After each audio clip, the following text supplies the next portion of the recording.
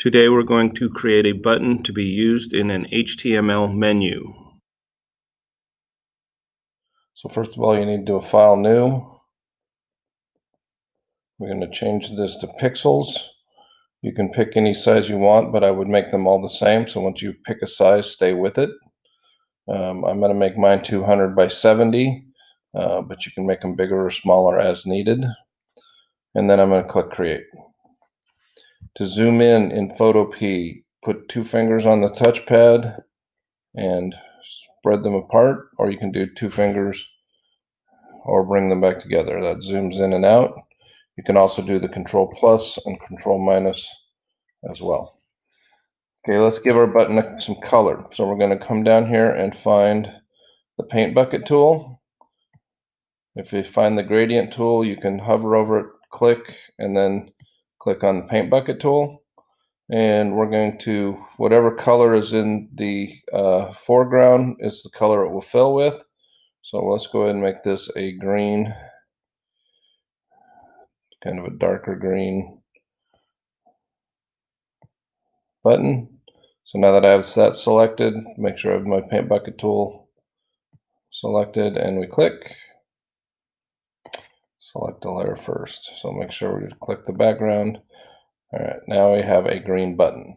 Now let's put some text on it. So grab the text tool, make sure you have the font you want.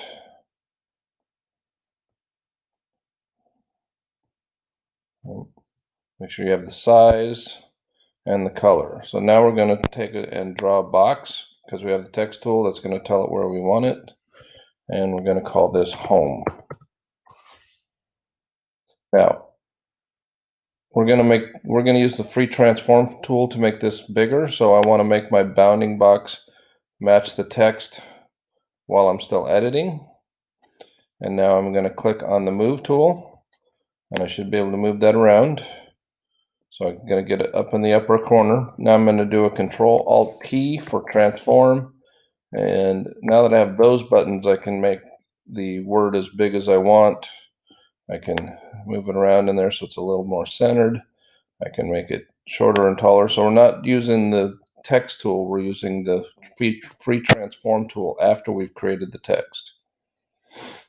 Hit enter or accept, there's a checkbox.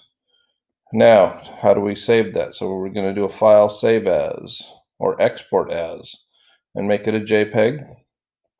And click on save. Now on your Chromebooks, you can save it to your Google Drive or you can save it to your downloads.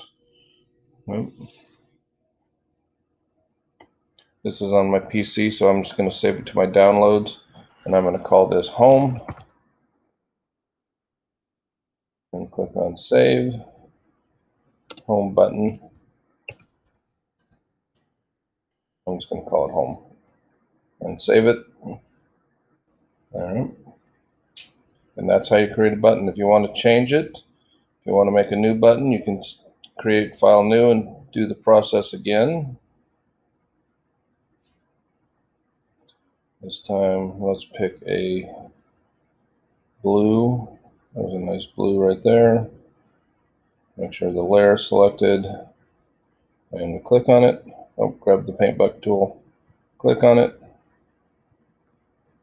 Grab the background layer, click on it. There we go. Now we got blue. Grab the text tool. I'm going to change the font this time to something else. That looks like a good one. Draw my box. About me. Okay, I'm going to expand this out so that I can see the about me part. Or I'm going to actually highlight it. Bring my font down a little bit so it fits. Click on the checkbox. Now I'm going to come back up to the move tool.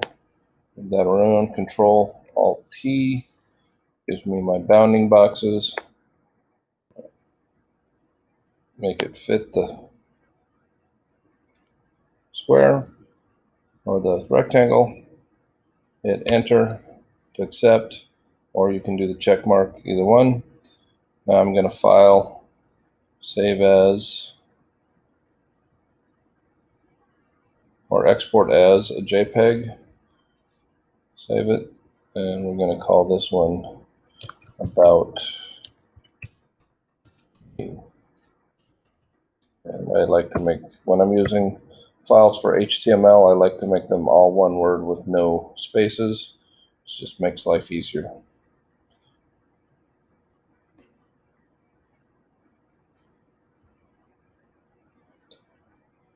And that's how you create a button. Then you'll take those buttons, copy them up to your web page, and attach them using the image